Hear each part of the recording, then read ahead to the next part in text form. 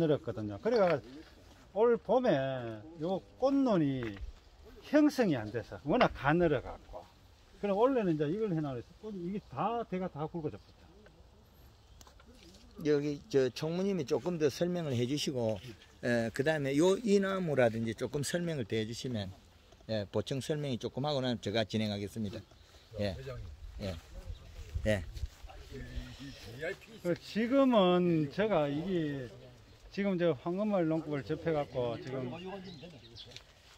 프로그램대로 그린 2번에 칼라 1번을 3번, 4번 반복해가 선택이거든요. 그러면 11번째 이제 프로그램대로 들어가는 상태고, 지금 해가 보니까 지금 이 숯도 이제 어느 정도 다 멎어졌고, 그걸 해놔놓으면 다 멎어졌고, 요즘 전부 다 짧게 이런 내년 꽃눈이 될 수 있도록 전부 다 짧게 멎어지면서 이게 대가 이게 굵어졌어요.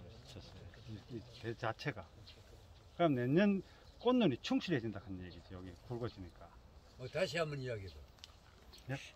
난 못 들었어. 예, 지금 여기 우리 총무님 요 신초 잎이 제가 아래까지를 하나 잘라왔거든요. 좀 뻥치려고 좀 큰 거 잘랐어요. 예년에 비해 우리 총무님 이 잎이 어떻습니까? 많이 크죠. 거의 우리 이야기하면 이 정도 잎은 감나무 잎 하나라 그러죠. 그죠? 이게 나와야 됩니다. 호박밭에 가면 호박 이파리 이만상이 나와요. 호박 아름들이 따오지. 사과밭에 가서 사과 이파리 짜잔하면 사과 못 따와요. 그래서 우리 회장님, 총무님이 지금 12회 하셨다고요. 네. 예, 12회 들어가는 택이 12회야. 그럼 12회 정도 들어간다면 얘가 지금 제대로 일을 하거든요. 하는데, 그러면 이 나무가 일을 시켰을 때, 가다 우리가 패턴이 잘못하면 장애도 와요. 장애 오는 거는 지금 우리가 어떻게 잡을 거냐, 그 차이거든요. 장애가 오면 누가 어떻게 잡을 거냐. 결국엔 잎으로 잡아야 돼요.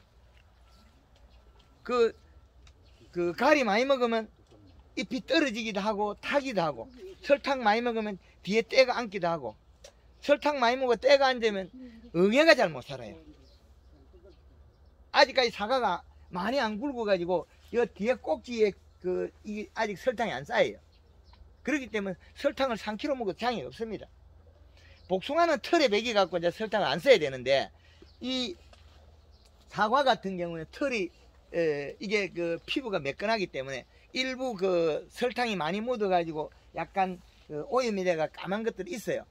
그건 뒤에 가면 시간 가면 아직까지 몇 달 뒤에 딸 거잖아요. 9월달, 10월달까지 가면 뭐 크게 염려는 안 하셔도 되고, 지금 우리가 이 사과밭이 자세히 돌면서 보면 전년도보다 잎의 크기가 커져 있어요. 두께도 두텁고. 그러면 잎의 크기를 키워서 요놈들을 사과를 키워난 그거밖에 없거든요. 근데 여기에 지금 완벽하지 못했던 거는 올해 봄 냉해 때문에 이게 요것들이 지금 똥똥하게 납작하죠. 그거는 요 위쪽에 사과 꽃편자리 위쪽으로 들고 있을 때 얼어버렸어요. 냉얼마가 세포가 굳어서 못 크는 거예요. 그런데 어떤 놈 보면 정상적으로 저 안쪽에들 보면 월등히 큰 것들이 드러나 있거든요. 그거는 서리를 안 맞아가지고 봄 냉해를 안 맞았기 때문에 정상적으로 크는 거예요. 근데 이 황금알 농구 했을 때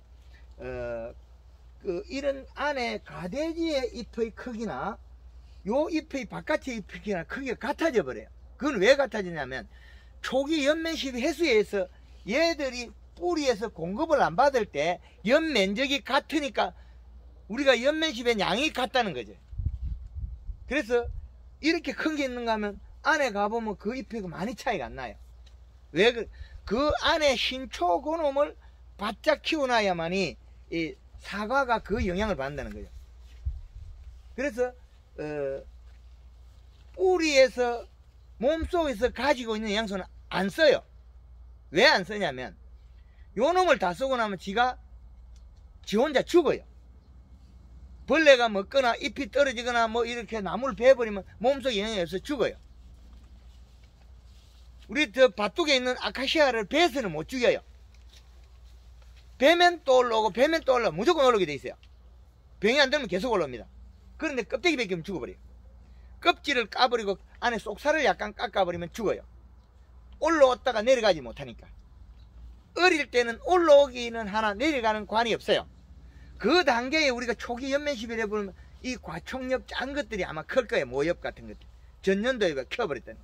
그걸 키우고 목면시비라고 꽃을 크게 피우고 사과를 돕기 위한 계속 동작을 일으키거든요. 계속 그 일을 하는데 그 일이 가다가 잘못되는 거는 우리가 영양을 과하게 여는 게 1차적이고 있고 하늘이 추워가지고 얼어버리면 요 잎들이 굳어서 적은 것들이 나와요. 그러면 요런 잎들을 보면 가지에서 과대지에서 잎을 쭉 타고 가보면 어느 일정한 잎들이 얼어서 적은 게 나와요. 요런 것들. 그럼 요 자리에서 얼었거든요. 그러면 요 자리에 잎이 작아지면서 어디에 영향을 미치냐? 사과가 꽃피가 얼어 있는 놈이 요 위쪽이 얼어버린 거죠. 요게 세포가 굳어가 안 크는 거죠. 그러면 얘가 키워도 이게 늘어지느냐? 늘어질 수는 없어요. 그래서 우리가 종방향을 형성하는 시기에 이 과대지가 자라고 잎이 클 시기에 종이 형성한다. 근데 종은 안 크더라도 세포만 굳으면 키울 수 있는데 세포가 굳어가 못 키우는 거예요. 얼어서 이게 자기가 생육 온도 이하로 떨어졌기 때문에 문제가 발생한 거죠. 그럼 자기 온도 이하로 떨어진 거는 세포가 굳었기 때문에 잘 안 풀려요. 그리고 봄에 감자를 심어놓으면 요만큼 올라오고 얼어버리면 땅 밑에 있는 감자도 냉을 먹어가지고 크면 쪼개져요. 이렇게 많이 쪼개지면 한 5개 쪼개져요. 그리고 얼어버린 건 또 잘로개지기도 하고 얼어서 세포가 굳은 거 안 자라고 이쪽에 눈사람처럼 자라기도 하고 그 땅 밑에 있는 그 감자도 얼어요. 그 마찬가지 우리가 올해는 그 봄이 잘 시작됐다가 초기에 요 과총엽에 가까운 이런 잎이 나올 때는 정상적이었는데 우리 여기 경주에는 그나마 괜찮은데 저 위쪽 지방에 요거 하나 만들어 그 뒤에 얼어가 작아요. 요거 하나 만들어 놨고 그리고 요거 하나 만들어 놨고 우리가 또 적화제 쉐빈 쳐가지고 다 조진 것도 있어요. 적화제 쉐빈을 쳐버리면 잎이 큰 잎에서 요렇게 바뀌어버려요. 다 가늘어져요. 그리고 낙하도 많이 돼요. 그리고 쉐빈 안 맞은 거는 사과가 지금 여기 보는 것처럼 큼직한 게 이런 게 돼 있고 쉐빈 맞은 거는 작아져 버려요. 그리고 많이 맞은 쪽에 많이 떨어져 버리고 상부에 것만 남아있다는 거죠. 거창에서 쉐빈을 20년 동안 썼는데 그 농가에 그 황금알 농법 그 현장 그 농가들 그 강의하면서 바로 잡아줬어요. 잘 나가다가 사과가 쬐끄만해지고 안 자라는 거예요. 신초가 나가다가 요 이파리까지 잘 만들어 놓고 그 뒤부터 잎이 가늘어져 버렸어. 그 쉐빈 강한 물질에서 잎이 장애를 받아가 굳어버린 거예요. 단단하게. 그 단단하게 굳어버리니까 어떻게 되냐? 과일도 안 자라요. 그리고 수세가 뚝 떨어져 버려요. 예. 그리고 또 쉐빈을 큰 자리에 어떻게 찾았냐면 쉐빈을 살포하면서 그 옆에 있는 등나무가 하나 있었어요. 사과나무 쪽에 있는 가지를 곧은 높이에서 잘란 거죠. 그리고 반대편에 자르고 고소자가 작업 잘라가지고 잎을 보니까 쉐빈 맞은 등나무 잎이 오는 쪽에 사과나무 쪽에 있는 거는 안 자라요. 딱딱하게 굳어가지고. 그래서 이런 그 과실수가 봄에 우리가 키워야 되는데 이것도 자세히 보면 이 뒷면에 보면 이 여기에서는 봄비가 많이 와서 절간이 좁았다가 늘어졌어요. 그 다음에 여기 좁았다가 또 늘어졌다가 좁았다가 이게 순간순간이 바뀌거든요. 이게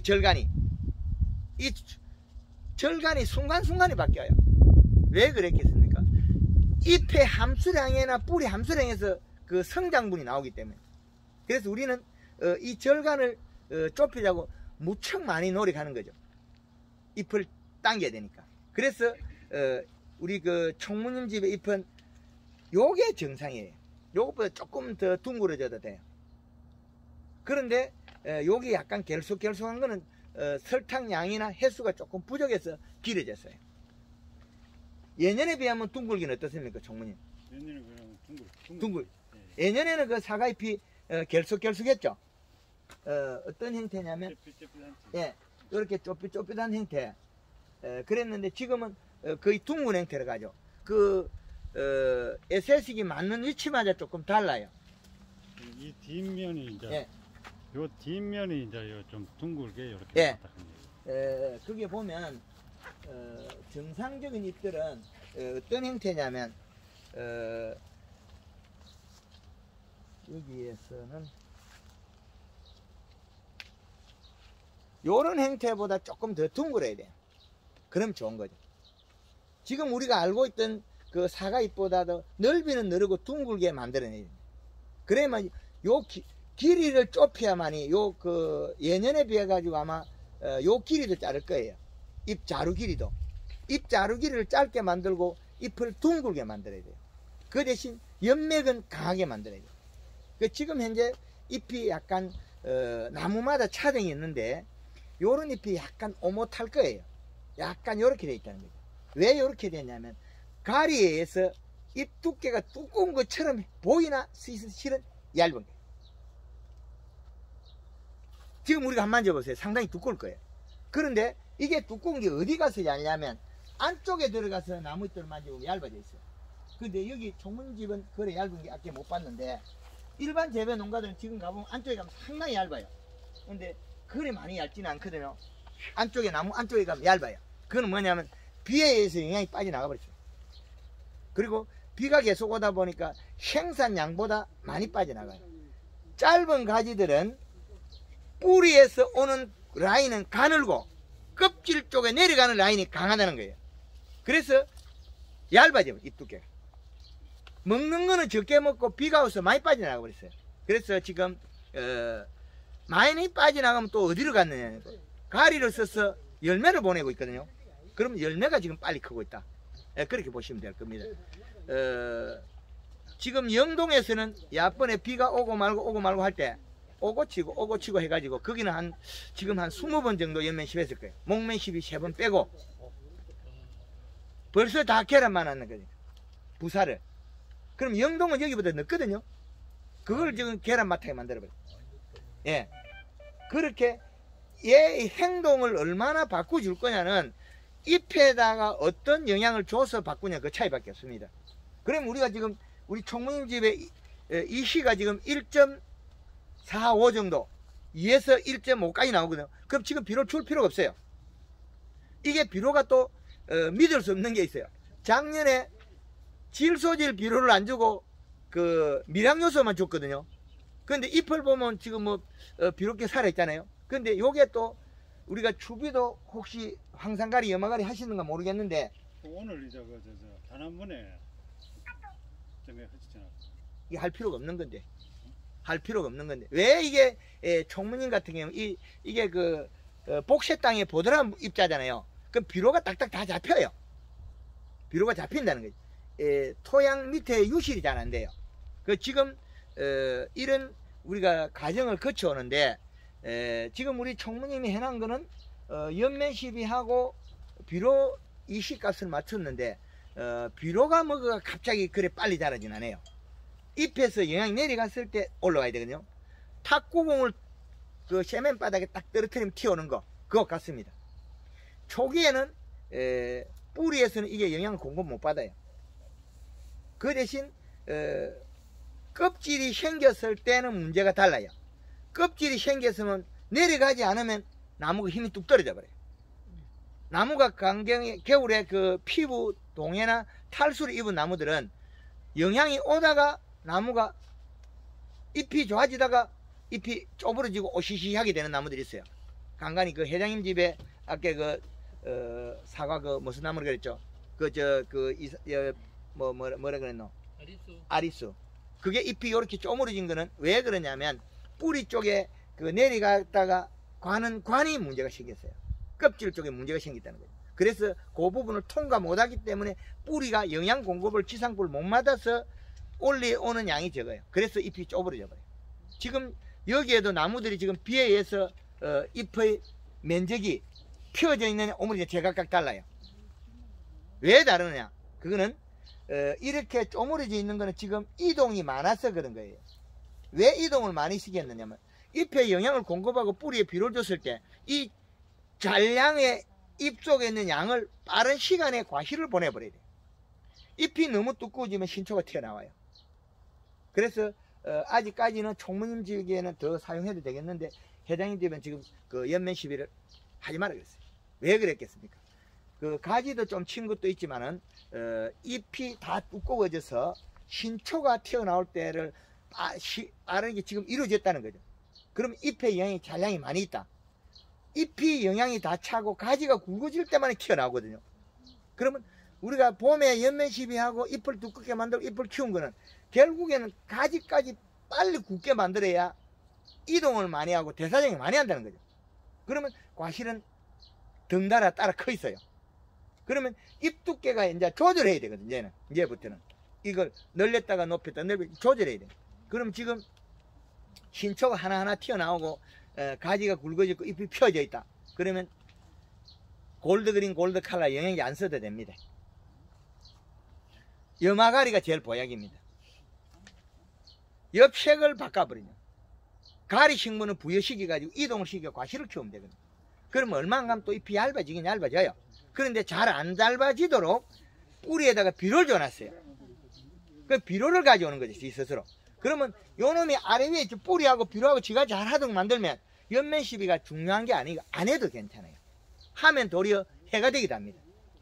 그래서 연면 시비를 많이 하라 그런 거, 빨리 하라 그런 거, 빨리 키우고 이 동작이 정상적으로 일어나서 이 가지가 딱 벌어지가 신초가 한두 개 튀어나오면 멈추라는 거예요. 그래야만 제일 빨리 큰다.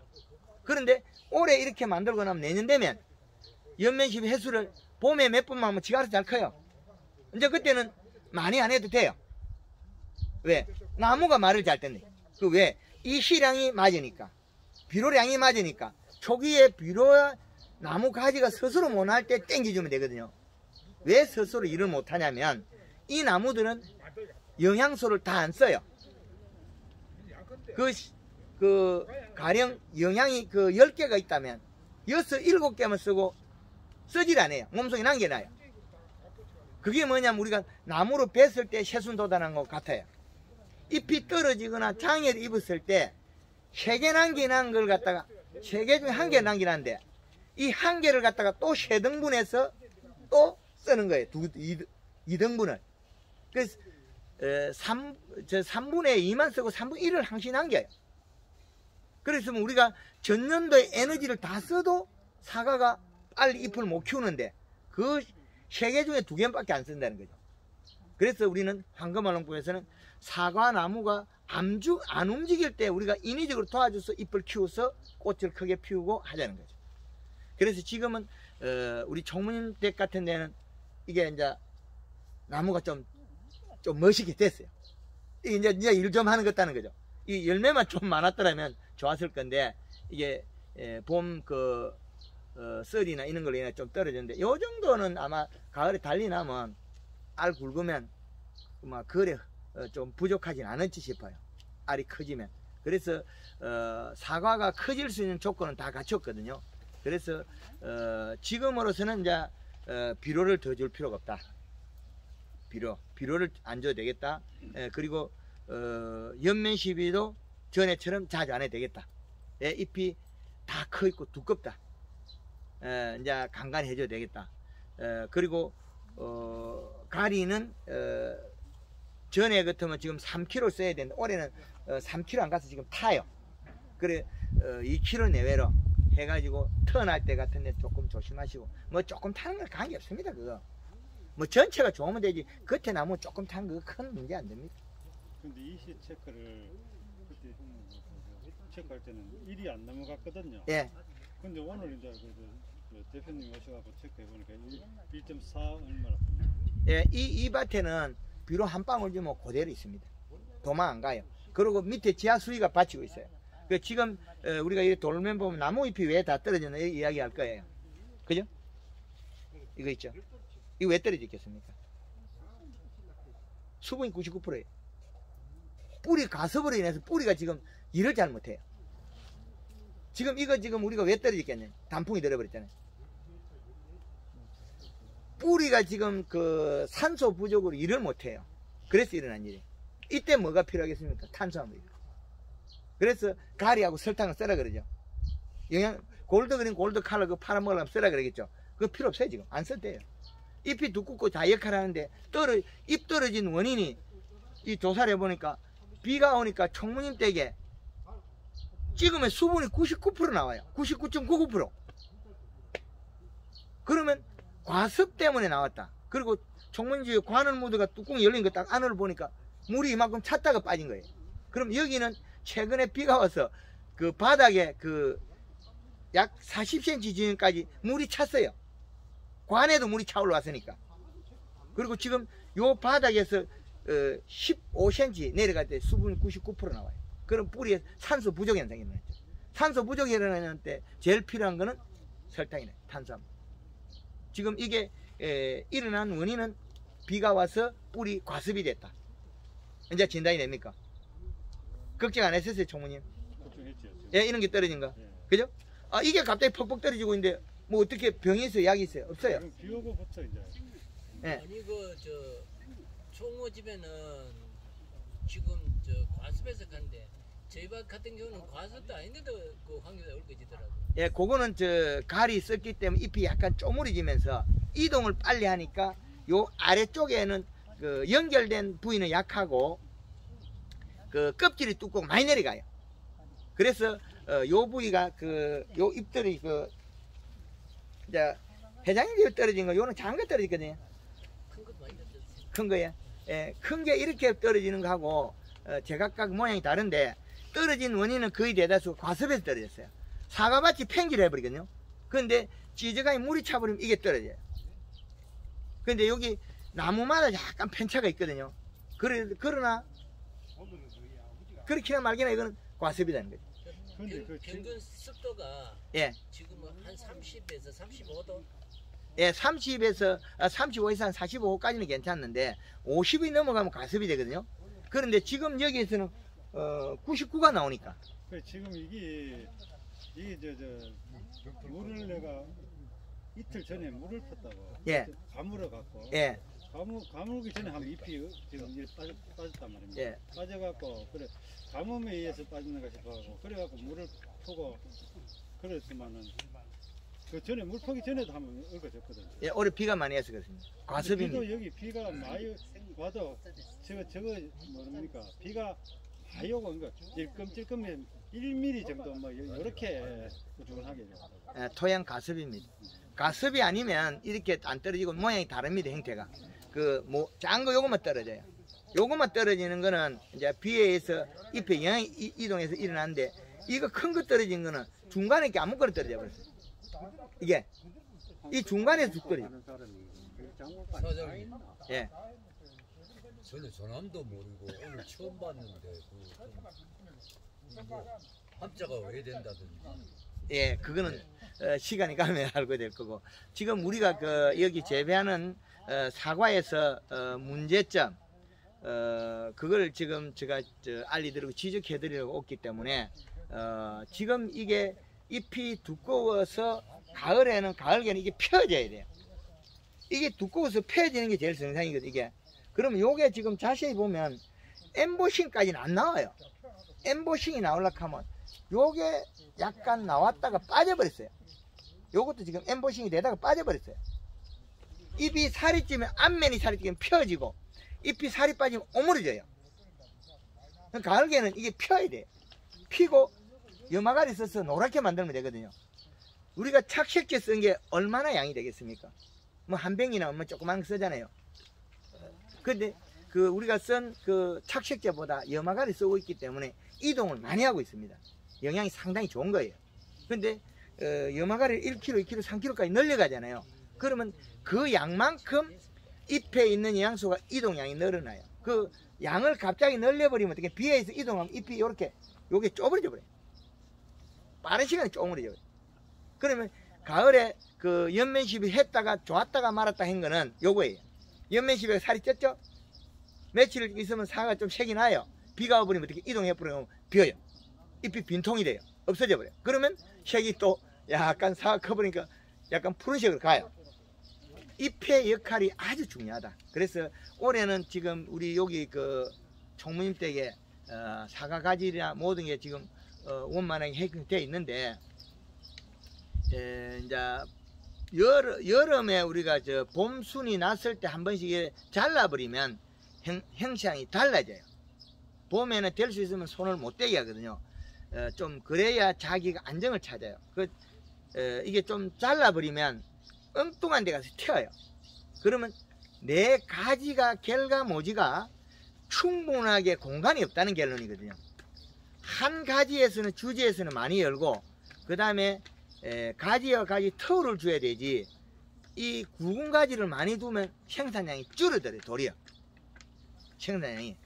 나무가 힘이 좋아지면 한 가지에 많이 열려야 돼. 그렇게 안 하면 생산이 줄입니다.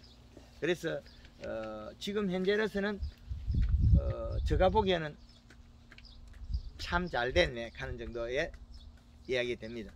우리 총무님 생각 어떻습니까? 좀 부족한 점이 뭐 이야기해 주면 제가 답변을 드리겠습니다. 지금 최대한 절간을 좁히고 이제 순이 안 튀도록 이제 하려고 이제 사람들은 이제 비 오기 전에 살포하고 비 끝나면 또 살포하고 이렇게 해갖고 했는데 지금 위로 지금 많이 우거져 갖고 약이 안 들어가거든 지금. 예. 그래가 이제 그 문제를 어떻게 해결해야 될지. 그 안에다가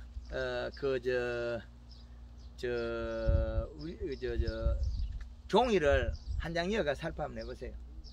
안에다 종이를 이어가지고 약이 맞았는지 안 맞는지. 근데 이제 그걸 약을 치면서 뒤로 돌아보면 제일 표가 나거든요. 예. 들어가는지 안 들어가는지, 차가 들어가는지. 뒤돌아 치면서 오면서 뒤돌아보면 약이 들어가고 안 들어가고 차이가 있다고. 저쪽을 뻗어 나가는 거하고. 예. 그러면 이제 저기 이제 저런 순이 올라와서 예. 저기 걸리갖고 차고 나간다고. 예. 문제 좀 있어. 예. 고는 부분이 있다면 방제작업 하실 때 약간 속도라든지 바람이 안 불 때 하셔가지고 고요할 때 해가지고 그거 좀 하시고, 여름 순을 많이 손이 되면 나무가 엉뚱한 곳이 자라요. 봄에 자라야 되고 여름에는 안정화야 되고, 이게 기본이에요. 가을에 단풍이 들어야 되고 숙성이 돼야 되고, 겨울에는 휴면이 겨울에는 이제 혹한의 계절에 우리가 살아남는 계절이고, 봄에는 새순이 나야 되고, 이 사계절 패턴에서 우리가 겨울 전쟁에서 봄 전쟁을 강하게 또 하계 전쟁을 늘려버리면 엉뚱하게 자라요. 그래서 이 도장지도 이제 위에 등에 솟은 것들, 이 나무가 크기 때문에 가지가 없는 자리가 있을 거예요. 갈기가 척지가 이거 도장지가 위로 솟은 거를 갖다가 7월 한 20일경에 이걸 자르면 반발을 안 해요. 예, 7월 20일에 한 뼘 정도 한 20cm 넘게도 잘라놨다가 그 다음에 겨울 전쟁 때 요거 2cm를 자르면 5mm가 마르고 1.5cm가 남아요. 그러면 거기에서 새순이 도장지가 나면서 척지가 뻗어요. 그럼 또 역시 마찬가지 그것도 7월 20일 잘라줘야만 여기 안 뻗어요. 그러면 과대지를 만들 때 우짜라지 않는 가지를 만들어야 돼요. 예, 그럼 우리가 잘못하면 이 가지들이 만들어놨는데 우짜란 가지를 만들어놓으면 금방 도장지가 나버리거든요. 잘못 만들면 우짜란 가지를 만들어요. 지금 이제 봄에 이런 가지 속에 보면 손을 안 댔기 때문에 엄청 많이 들었잖아요. 그런데 신초 작년도 가지에서 잎이 많이 한 5장 이상 돋아나가지고 내년에 정화가 열 수 있는 가지들이 많이 형성됐죠. 예, 잎이 크고 눈이 크다는 거죠. 그런 형성이 많이 했기 때문에 될 수 있으면 한 가지에는 많이 열리고 주지 개수를 좀 줄여달라.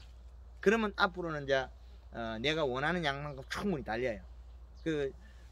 주지가 옆으로 뻗은 가지가 많은 경우가 좀 있거든요. 그 개수를 좀 줄여주시고 다른 거는 크게 할 게 없어요. 뭐 총무님 다른 질문 있습니까? 도장지가 많이 나왔는데 이래 쭉쭉 가을에 9월달 좀 돼가 이 도장지가 이렇게 쭉쭉 삼서듯이 전부 써가 있는 거는 저걸 다 잘랐구나. 어야 돼요. 그걸 7월 20일에 저 대가리를 딱 쳐놔야 그래 안 죽어요. 그 다음에 저게 옆으로 가지가 안 나왔기 때문에 가만둬야 돼요. 그리고 옆으로 가지가 나오고 위로 도장지 솟아놓으면 옆에 가지가 있는 것들은 9월달에 바싹 잘라보면 돼요. 8월 말이나 그때 바싹 잘라보면 여기 안 돋아나고 옆에 가지가 더 안 자라고 내년에 과일이 열리고 이제 안정화된 가지, 웃자르지 않는 가지가 되는데, 저 가지를 잘라가 만들 때, 우리가 지금 8월 달에 뭐, 이 늦가서 8월 말경에 툭 잘라나면 요만큼 돋아나죠. 그거 가지를 쓰면 또 웃자라는 가지가 못 써요. 그래서 다 잘리지는 말아야 되네. 그죠? 7월 20일에 저걸 손을 대야 돼요. 7월 20일에. 네, 7월 20일. 는 안 되고 그 전에 자르면 저기 또, 반발해요. 저것마저도 또 튀어요. 그리고 그 다음에 7월 20일에 잘라나면 그걸 안 튀어요. 그 날짜상 만들어야 되는데, 그걸 갖다가, 그 타이밍을 땡겨버리면 어떻게 되냐면, 밑에 놈이 또 자라버려요. 그래서 이걸 갖다가, 제가 연구회가 옛날에 발표할 때, 이 가지를 자르는 거에 따라서 옆에 있는 달린 가지가, 자라는 게 또 달라져요. 그렇겠지. 예. 요게 그 잘난 걸 갖다가 필요 없는 자리는 8월 한 20일 돼서 우리 도장지 정리할 때 있죠. 그때 바삭 잘라보면 안 돋아나요. 그 대신 내년에 여기서 옆으로 가지를 만들어야 되겠다 싶은 자리는 가만 뒀다가 요만큼 잘라낸 거 한 20cm 잘라낸 거 뒀다가 내년 봄에 요거를 손가락 한 마디 안 되게 한 2cm 남겨놓고 똑 자르면 여기 한 5mm가 마르고 거기서 도장지가 새로 나면서 옆으로 가지가 뻗어 나와요. 그 가지를 또 낫다고 해서 위에 그 잘라보면 되느냐? 자르면 안 된다. 결과지를 만들어야 되니까. 그렇죠. 그 만드는 게 희어가 만들면 우리가 좋은 가지를 만드는 게 아니라 도장지 가지를 많이 만들니까 일이 늘어나요. 웃자라는 가지 이 희어났잖아요. 옆구리에서 자꾸 쏟아나요. 그런 거 보시죠. 그렇겠지. 7월 20일부터 시작해가지고 거기 웃자람이 없는 데까지 기간이 한 얼마나 될까? 7월 20일에 자르면 돼 그냥. 아니 20일날 그 뒷밭에 다 못 자르잖아. 예. 그때부터는 자르면 아무 관계 없어요. 그 이후로는 자르면 된다. 예. 그래가지고 그때 잘라가 요만큼 둬야만이 됐죠. 영양이 축적이 됩니다. 영양이. 그때 잘라야만 여기 가지가 좀 굵어지 가지고 영양이 축적이 돼 가지고 내년에 요걸 갖다가 짧게 잘라놔도 도장지가 다시 올라올 수 있다는 거죠. 그 도장지가 올라오면서 요 가까이 자리 여기서 작은 눈들이 맹아들이 깨어나서 옆으로 뻗어 나와요. 옆으로 뻗어 나온 그 가지가 나오고 위에 게 나오면서 그게 나와요. 그럼 위에 난 걸 또 바싹 자르면 되느냐? 안 그러면 여기 또 커버려요. 요거만 컸다가 또 컸는데 또 2차지가 난다. 그럼 또 웃자란 가지가 돼버려요. 그래서 근데 대표님, 예. 자 뭐 근데 여기는 그 우리 회원들이 제일 갈망하고 거대하고 기대하는 거는 가을에 색깔 왜 얼마나 잘 내느냐가 중요한데. 염화가리 있잖아요. 그게 제일 한데. 염화가리. 지금 현재 말입니다. 예. 그 보통 우리 관행농법을 보면은 지금 뭐 칼슘도 색깔. 줘야 되고, 예. 뭐 지금 이제 기타 등등 이런 거 계속 색깔나 비대제 뭐 있죠. 주기적으로 주원 농사를 지었거든요. 그리 황금알하고는 그걸 일절 안 쓰는데, 예. 그 이제 우리 회원들도 이해를 돕기 위해서 제가 말씀드리는데, 뭐 요즘 뭐 칼슘도 줘야 된다 이런데 칼라에 칼슘이 다량으로 들어있습니다. 다량으로 들어있고, 그 황금알 농법했을 때 얼마나 저장력이 좋아지냐면, 포항 여기 저 기계 쪽에서 작년 10월 달에 홍로를 가져갔거든요. 원종철 여행니까. 그걸 저 차에 싣고 다니다가 사무실에 갖다 놓으니까 1월 달까지 안 썩어요. 이제 이해됩니까? 그리고 저 또 한 가지는 지금 칼라 있잖아요. 예. 칼라가 애기 지금 현재 그 고체 덩어리가 많이 생기거든요. 예. 예, 뭐 굳어지는. 예. 예. 예. 그런데 그거는 왜 녹화가 쓰는 방법. 흔들어 쓰시고 좀 잘안 녹더라고요. 예, 잘 안 녹는 버리비고, 예. 그게 원소가 다른 게 좋은 게 한 가지 더 따라 들어서 그래. 좋은 영양소가 좋은 것까지 뭉치거든요. 그게 조금 따라와서 그런데 앞으로는 그 이제 방지해놨습니다. 예, 흔들었을 때 다 이래 움직여가 풀려가지고 우리가 약에 썼을 때 다 녹아 있어야 되거든요.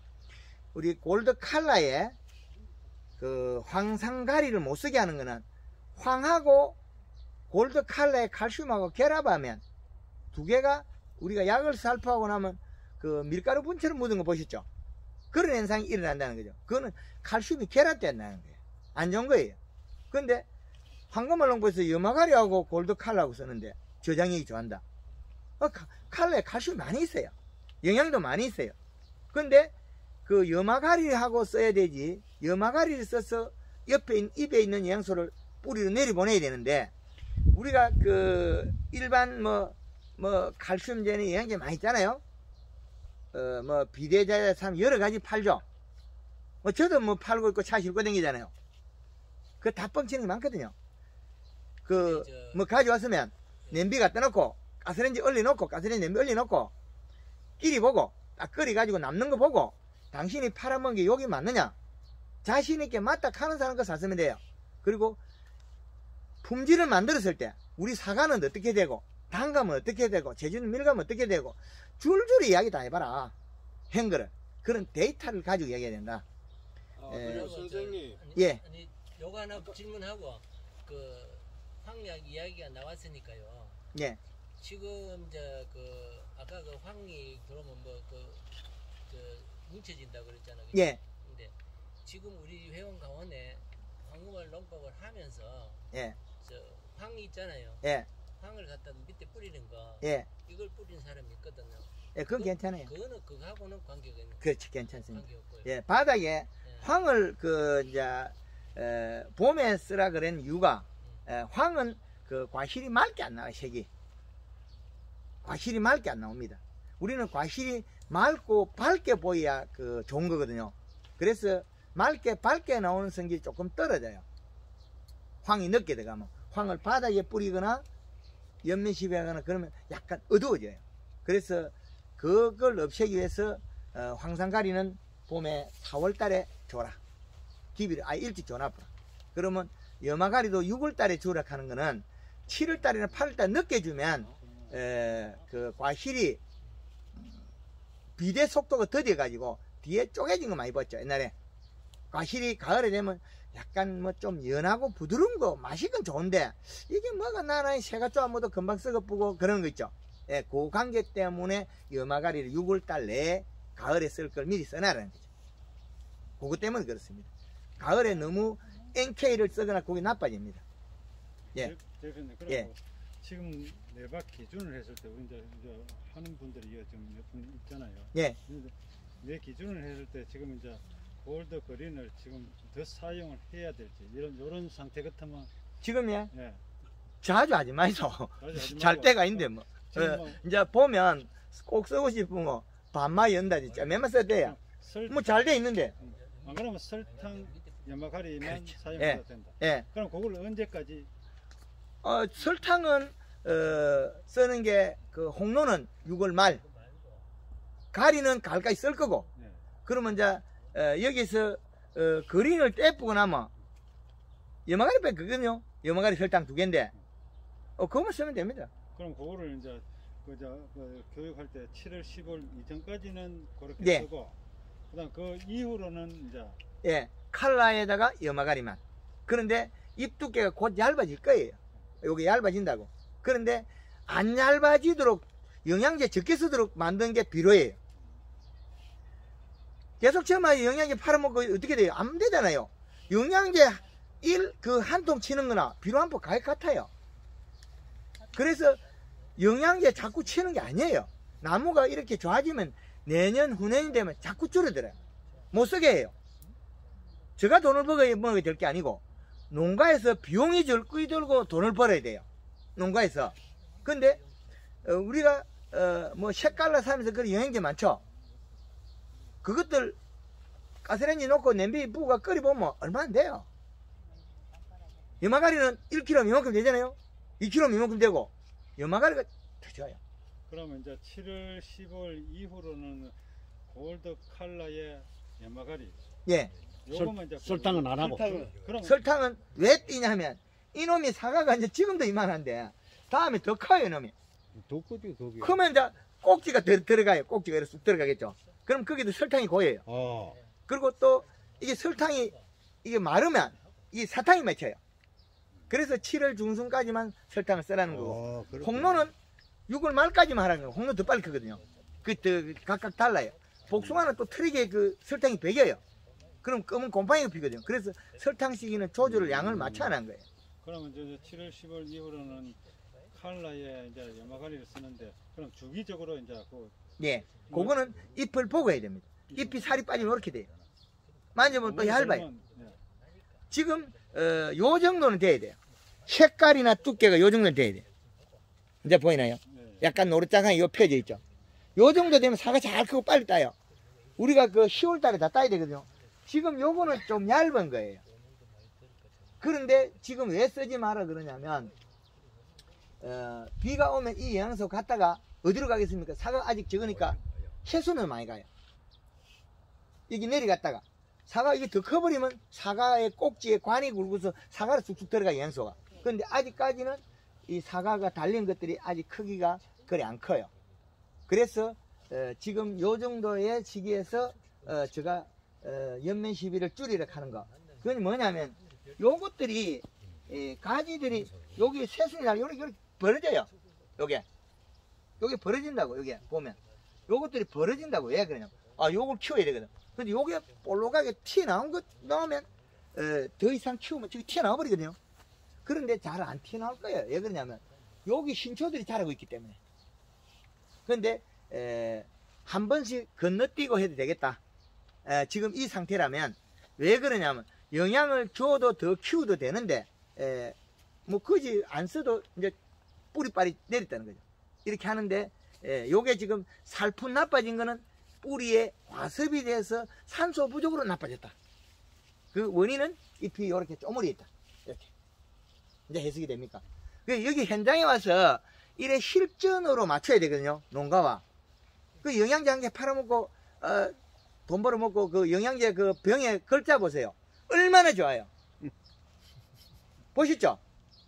그래 좋으려면 그 병에다가 그거 다 담겠어요. 냄비 끓이 보면 됩니다. 하여튼 뭐 누가 팔려고 농협에서 하도 권하면 가스레인지 들고 와서 끓여갖고 돈 주고 끓여갖고 네가 파는 게 여기인데 만나하면 됩니다. 자, 그런데 7월 15일 넘어가지고는 이제 그린을 쓰지 말아요. 설탕도 쓰지 말고 그린도 쓰지 말고. 예. 염화가래 하는데 그거는 이제 회수는 자기 그 나무를 상황을 보고 적게 하고. 쓰려고 비료값을 맞춰놓은 거예요. 예. 그건 제가 장사를 많이 해먹으려고 하면 비료값을 낮췄겠죠. 예. 많이 팔아먹으려고 하면 요걸 낮춰놓으면 비료값을 낮춰놓으면 연면식 더 하면 되거든요. 근데 이게 거짓말하고 하면 끝이 없잖아요. 제가 거짓말을 한번 만들어놓으면 대한민국 전역에 이게 전파가 될 건데 그 거짓말로 인해가지고 그럼 영양제 회사들만 대한민국 전체 부자가 되겠죠. 그 비료값을 맞춰놔버리면 시간이 지나가면 영양제를 거의 안 써야 되거든요. 왜 그러냐면 지가 살아가는 게 원칙이거든요. 영양제 회사가 돈 벌기 위해서 사과농사 짓는 게 아니거든요. 실질적으로 사과농가에 도움이 돼야 되는데 어째 보면 이게 구성이 잘못되면 그냥 무대포로 이거 좋다 저거 좋다 그러잖아요. 그거 아니에요. 땅에서는 수분이 35에서 45%. 근데 그게 이제 여기 칼슘제나 착색제나 예. 이게 농업조합에서 처방을 하면 매번 그거 횟수를 그거를 온다고. 네. 오면은 이 칼라를 치면은 그 칼슘제는 안 쳐도 되겠네. 네. 떼버려 되겠네. 그렇죠. 그것보다 더 저장이 좋은데. 그러고 그러면 이제 약 칠 때 같이 혼용을 해가 됩니까? 예. 약 칠 때도 혼용하도록 다 맞춰놨어요. 그 아무 약이나 다 됩니까? 석회 뽀르데 가고, 모르겠네. 예, 그 다음에 유황이 너무 많이 섞인 제품들, 뭐 델라니아 하는 거 뭐 독성이 있는 그런 것들만 피하면 됩니다. 그런데 이게 내가 보통 저기서 처방 내가 약을 보급해 줄 때 예, 세 가지 되는데 예. 이거 저기 설탕까지 이게 6가지가 되는 거야. 아무 관계 없어요. 그러면 이거 나머지는 관계 없어요. 괜찮죠. 총무님 올해 그 몇 가지였습니까? 농약 보면 약 칠 때 이때까지. 어지간하면 다 여섯 가지는 전부 다 돼. 칠때 그 단용으로 칠 때도 있었고 한 예. 반반 정도 된다고. 예. 근데 양열 때는 몇 가지예요? 균제 몇 가지? 여섯 가지 충제. 예. 하여간 6가지인데. 6가지 돼. 많을 때는 한 7개였고. 나는 그렇지 나. 지금 황금알 농법에서는 균제, 충제, 땡, 설탕, 염화가리, 골드그린, 칼라 할 때는 또 균제, 충제, 뭐 칼라, 설탕, 염화가리. 근데 이것들은 저 염화가리를 왜 쓰라 그랬냐면 요 신초가 요게 그 한 10cm 뻗었을 때부터 1kg씩 쓰면 이게 그 우리가 사과를 생산하기 위해서 농사를 짓거든요. 그러면 잎에다가 영양을 먹으면 잎이 좋아지고 가지가 좋아질 거예요. 그런데 이 영양소는 누가 먹어야 되면 과실이 먹어야 되거든요. 결론적으로. 그러면 사과를 빨리 키워야 된다는 거죠. 그러면 잎에 영양소 빨리 보내서 뿌리도 먹고 사과 먹으라는 거죠. 근데 그 비용이 염화가리 1kg 하면 5, 600원 밖에 안 해요. 근데 우리 착색제 그 사과즙 쓰면 그 1kg 되나요? 요만큼 써가지고 한 병이나 뭐 대가 저 냄비 끓이가 말리면 1kg 안 나와요. 착색제는 우리가 혼돈하는 게 그 생리적으로 우리가 뭐 그 대표님 이야기하듯이 그래서 이게 착색이 되는 게 아니고 착색은 그야말로 우리가 쉽게 이해해가지고 이거 치면 색깔 나오는 걸로 하는데 색이 비는 걸로 생각하니까 아, 그게 잘못됐죠. 그러니까 이파리 여기에 관심을 갖는 거야. 잎을 노랗게 만들어야 이거 나거든요. 가을에 어떻게 돼요? 단풍이 들죠. 사과잎을 약간 놀짝하게 만들면 되는데 이게 놀짝하게 만들기 어려워요. 그러게 지금 요런 같은 거는 약간 많이 맞아가지고 돌면서 많이 색이 달라요. 요거 제가 들고 있는 거하고 잎이 다르죠 이거. 그러면 아이고 이만 떨어져. 요 잎에다가 가리 성분을 조금 더 먹이면 요 심줄이 더 지금도 노랗거든요. 괜찮거든요. 요 색이 요것보다도 심줄이 이거하고 이거 두 개가 다르죠. 요거 심줄이 다르잖아요. 요 심줄만 조금만 더 노래지면 돼요. 익는 거는 잎 두께가 두껍고 가리 성분이 들어가 이동시키면 색이 나거든요. 그 속에 골드 칼라의 칼슘이 같이 이동하거든요. 근데 거기다가 황산가리나 다른 걸 때려 버리면 어떻게 되겠어? 칼슘이 굳어버리겠죠. 그러면 식물이 못 먹은 거예요. 전년도에 회장님 그 살포에도 사과에 흔적이 없죠. 칼슘이 다량으로 들어있어요. 총면도 흔적이 없잖아요. 칼슘을 그렇게 사용했는데 염화가리가 들어가가지고 잎을 노랗게 만들고 영양을 이동시키고 칼슘이 들어있는데 흔적이 없잖아요. 그리고 사과를 저장하고 쪼개놔도 색깔도 뽀얗고 저장도 오래가고. 이게 우리 사과가 소비자가 좋아하는 거는 첫째는 사과가 깔이 좋아야 되고 맛있어야 되고 그럼 깎아놓으면 뽀여야 되고 그러면 저장력이 좋아야 되고 먹고 나면 소화가 돼야 되고 이런 여러 가지가 있거든요. 그러면 황금알 농부한 것들을 그 과실을 보면 색깔 좋고 부드럽고 맛있고 소화가 잘 돼요. 그리고 과실을 먹고 나면 맛있으니까 행복해 기분이 좋아요. 이렇게 만들어야 돼 구성이. 근데 그 비용을 갖다가 우리는 과다하게 지출한다는 거죠. 염화가리 되게 좋은 겁니다. 연매시비 하면 막 꾸준하게 이파리 새순이 요 한 뭐 10cm는 한 뼘 될 때부터 막 가을까지 계속 쓰면 돼요. 단 잎 두께가 너무 얇을 때 쓰면 잎이 톡 떨어져 버려요. 잎에 있는 영양소를 보낼 게 없잖아요. 보낼 게 없으면 잎이 얇아서 떨어져 버려요. 그래서 거기에 이제 칼라에는 칼슘도 있지만은 영양소 엄청 많이 들어 있어요. 그걸 써서 잎을 요렇게 패는 거죠. 살을 찌운다. 살을 찌고 잎이 노래지면 과실이 빨리 큰다. 그래서 살을 찌우는데 비료가 없어서 작년에 그 총무님 댁에 잎이 얇은 거죠. 그래서 올해 비료 올려놨잖아요. 그 이렇게 튼튼하잖아요. 그 이렇게 좋게 만드는데 뭐 비료 줬으니까 돈이 얼마 안 들어요. 아니 그리고 선생님 그 말씀 중에 예. 골드 칼라하고 염화가리하고를 이래 말씀을 하시는데 그 골드 칼라만 치면 염화가리의 그 역할을 못 합니까? 그 양이 부족합니다. 가리 성분이. 오. 왜 그러냐면 그 조그만 데다가 염화가리 2kg 넣으면 이만이 돼쁜데 그 들고 다니도 못해요.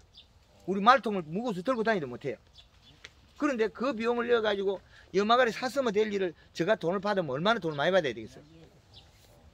설탕 제가 팔면 또 돈 받아야 되죠. 배달비 받고 돈 받아야 되냐. 그런데 마트에 가면 싸잖아요. 그래서 골드 칼라와 염화가리를 병용해 같이 씁니다. 그런데 이제 저기 염화가리는 보약입니다. 기준이 3kg, 500리터 3kg인데 그게 잎 두께에 따라서 제각각 사용 방법을 달려야 된다. 봄에 새순일 때 부드러우니까 적게 넣고 예. 크가면 강하게 쓸 수 있는데 잎 두께가 얇을 때는 또 1kg밖에 못 써요. 가을이라도. 잎이 두꺼운 거는 지금처럼 잎이 두꺼우면 염화가리 3kg 쓰면 사과 빨리 있겠죠. 근데 그거를 이제 뭐요 내가 1000리터에 5kg였거든요. 예. 5kg였고 그린하고 이제 설탕하고 였는데 또 요래가 시나노가 더하고 요래 더운데 여기가 잎이 많이 말라요. 그래 이제 한 번씩 태워 보면 우리 집에서 이제 내 기계하고 맞춰서 써요. 한 번씩 좀만 태워 봐야죠. 그래야 그 뜨거워야 그 애들 우리 알라들 캐 할 때 밥그릇 끓으면 기우고 물라고 이 손바닥 뜨거운 것부터 막 가르쳤어요. 그러니까 아무리 밥을 떠나도 손 안 되거든요. 그게 지금 태워 먹어보면 가을에 사과를 피해라 안 되겠죠. 함부로 이어갖고. 예. 그리고 지금 잎이 조금 거슬린 건 아무 문제 없습니다. 근데 이거 너는 음식을 터뜨렸어. 그나무나. 뭐 그 어쩔 수 없지 뭐.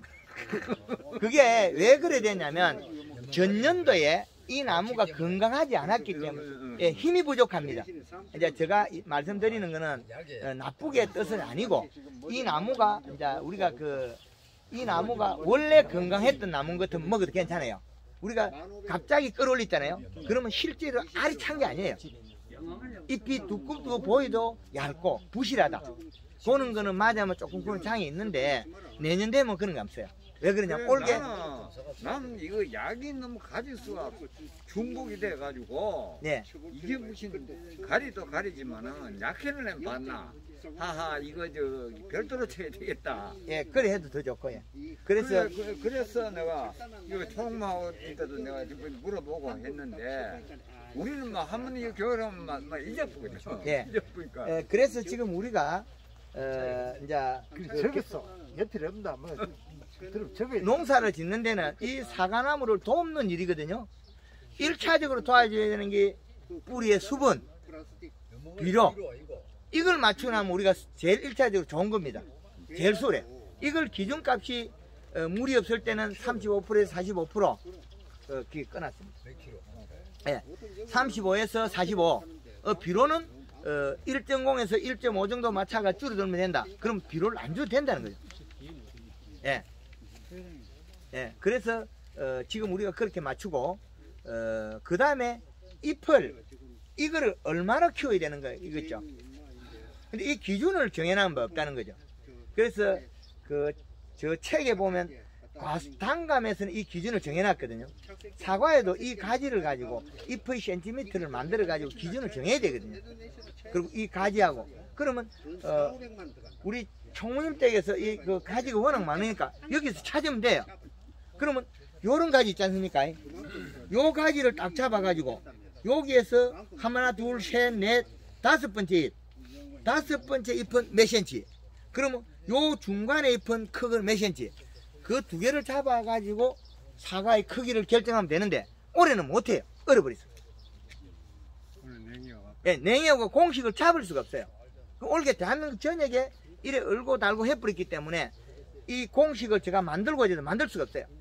내년이나 이 냉이를 봄 냉이가 안 입었을 때 한해서 요 이파리를 지금 나 있죠. 그럼 제일 안에 이파리가 이만하잖아요. 옛날 같은 게 작아요. 지금 상당히 큰 거거든요.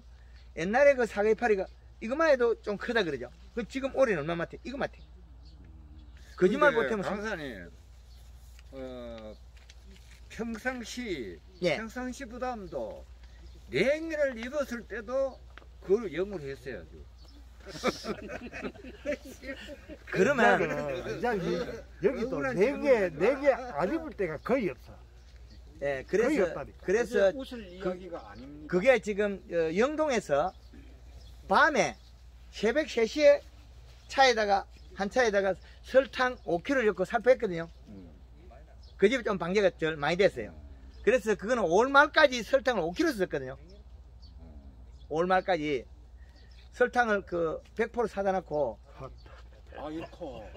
100% 사다 놓고 한 60번 넘겼 목맨 시비 때 15kg 엽비고 그래 해가지고 목맨 시비는 15kg 여가 막았는데 한 차에다가 근데 봄에 이제 저녁에 내일 아침에 영하 4도 5도 떨어져요. 그때 우리도 그렇게 떨어지면 0도로 12시에 내려가면 저녁에 준비했다 자지 말고 설탕 5kg나 한 10kg 엮고 날려야 돼요. 그 방법밖에 할 게 없으니까. 지금 이 나무에다가 어릴 때 봄에 추울 때 설탕 10kg 쓴다고 죽는 게 아니에요. 그래서 그것 때문에 영동에서 한번 그 농가 현장 세미나를 했거든요. 그걸 했단 말이에요, 제가. 그때 설탕 농장 그 회장님이 사용한 게 새벽 3시에 준비해가지고 4시부터 약을 뿌렸어요. 뭘 뿌리냐? 설탕을 5kg 뿌린 거죠.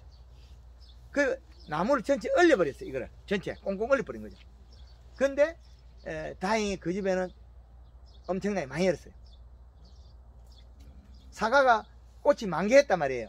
활짝 피는데 거기에다가 새벽에 그 4시에 뿌리니까 사람도 얼어버리고 모자도 얼어버리고 다 얼어버리고 꽁꽁 그래가지고 살포했다는 거죠. 그래서 우리도 이제 영도로 떨어지면 밤 12시부터 그 온도 내려가잖아요. 그때 되면 안 되면 우리도 그 SSE 끄고 나가서 그 살포해야 된다. 그럼 그거는 막 본인이 선택하시고 꽃이 만개했을 때도 뿌려야 된다 이 말씀이에요. 내일 아침에 뭐 마이너스 내려가니까 온도가. 근데 이제 그게 약을 뿌리게 되면은 꽃에 물이 물겨 있는데 설탕물이라 가지고 온도가 내려가도 냉이는 안 받는다요. 그 일반 미세 살수가 돼 있으면 밤에 온도가 내려가면 안개를 뿌리고 얼려버려요. 근데 그건 맹물이잖아요. 근데 설탕물을 뿌린 거는 동농이 거의 없다라는 거죠. 동농이 그 수정이 잘 되고. 그래서 이거 썰이는 올해 내가 해가 방지를 했다 해도 믿을 수가 없어요. 왜 그러냐면 우리 집하고 옆집 안 오니까. 그렇기 때문에 우리 집하고 옆집이 안 오기 때문에 이거는 썰이는 우디 오기 때문에 오는 자리 오고 안 오는 자리 안 오기 때문에 그렇게나 말기나 밤에 설탕 5kg 뿌린 게 꽃이 만개했을 때 뿌렸다. 그게 낫더라. 그래서 영동에서 발표할 때 우리가 사과가 만개했거나 봄에 우리가 그 냉을 맞는 게 한 번에서 많게는 3번, 저 위쪽에는 한 5번 맞았거든요. 5번 냉을 맞았어요. 그랬기 때문에 그런 시기가 올 때 우리는 이 경주 쪽은 상당히 아래쪽이거든요. 청송일이 뭐 저쪽은 뭐 400고지 뭐 500고지 샀고 600고지 샀거든요. 그건 상당히 추워요. 그렇기 때문에 우리 이쪽에서도 그런 냉해가 올 때 밤에 저녁에 준비를 했다가 그냥 기다리기보다는 설탕물이라도 뿌리자. 그 농도는 5kg가 괜찮다니 나왔기 때문에 10kg 뿌리도 괜찮습니다. 그래서 그걸 세빈 적과제 옛날에는 충제로 우리가 살포를 했단 말이에요. 예. 이제 우리가 세빈을 적과제로 친다 해갖고 정량을 넣어갖고 살충제도 칠 때도 있었고 그걸 하면 이제 암수를 태워갖고 수정을 못 시키도록 하는 그런 역할을 하는데 세력을 약하게 만든다든가 이런 거는 우리가 들어본 적이 없는데 대표님 굳어버려서 안 돼요. 세빈을 치면 잎이 굳어가지고 안 자라요. 가지가 요 안에 이파리 요것만 크고 안에 요 아래쪽 잎만 크고 요 잎이 다 작아져 버렸어요. 그리고 낙하도 너무 많이 돼버리고 그리고 수세가 약한 나무 이렇게 쭉 끌어 올라오다가 그냥 나빠져 버려요. 근데 저도 적과제 세빈을 계속 쳐봤는데 예. 이제까지 그걸 쳐갖고 수세가 떨어지고 이런 거는 없었거든요.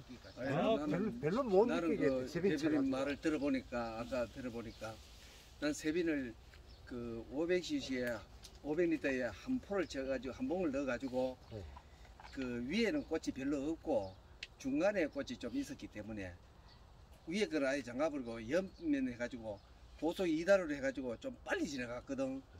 그런데 한 일주일 전에 우리 집에 식구가 위에는 사과가 굵은데 밑에 왜 이렇게 가느노 이 소리를 들었는데 그건 다 익혔는데 아까 대표님 말을 들으니까 그것 때문에 그런가 싶은 생각이 들어요. 하여튼. 장애가 심합니다. 쓰지 마세요. 그 창에 거기 그 사과농사 우리 그쪽에 김 회장님도 지금도 위에 가면 굵은데 밑에는 가느래. 사과 20년 농사 짓는데 이때까지 쏘갖고는 그래요. 20년까지 사과 세빈을 20년 사용했는데 올해 그 결과를 제가 밝혀주니까 아니라는 거죠. 그럼 적화를 적화를 그러면 세빈 대용으로 적화할 수 있는 방법은 없어요. 손으로. 인건비가 엄청 그래, 들어가야 인건비가 그지? 예산을 들어야 쉐빈을 때려버리니까 우리가 과거에는 초기에 새수는 안 키울 때는 이게 작은지 안 작은지 몰라요. 그럼 황금을 놓고 키워나가다가 쉐빈을 때려버리니까 그냥 추락해버려요. 나무가 그냥 멍청하게 확 작아져 버려요. 그리고 요 이파리는 이파리가 이렇게 만들었어요. 이게 이렇게. 근데 요 이파리가 얼마만이 나왔냐면 요거만이 나오네.